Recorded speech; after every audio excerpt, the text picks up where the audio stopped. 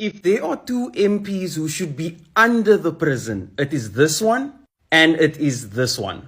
And it has everything to do with Chris Hani not being with us anymore. Now, before there was the Freedom Front Plus, there was the Conservative Party, and Pieter Groenewald was an MP in the Conservative Party. The Conservatives Party split from the NP because they felt like they were being too soft on apartheid. They had the support of P.W. Botha and felt like de Klerk was losing the plot. They also led a campaign that said people should vote no in the referendum. Now, the referendum was asking, should they end apartheid, yes or no? And they were encouraging people to vote no, meaning continue apartheid. And Pieter Groenewald and Corne Mulder were part of the Conservative Party voting to continue apartheid. And those are the people who are now leading the Freedom Front Plus. Now, what does this have to do with Chris Hani?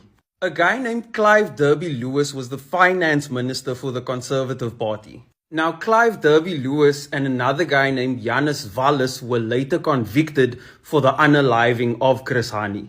One of the leaders of the party, Ferdy Hartzenberg, then went on record at the TRC to say that Clive Lewis carried out the unaliving at the wishes of the Conservative Party, the same party that Pieter Groenewald and Corne Mulder were members of.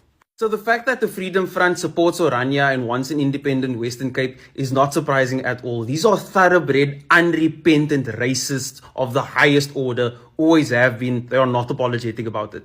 Now, this information is not a secret, it is not hidden, and if you really want to, you can even ask the Freedom Front Plus yourself, and they will tell you. And the ANC still made this man a minister in our cabinet. Minister of Corrections, to be specific. By the way, he wants the death penalty back.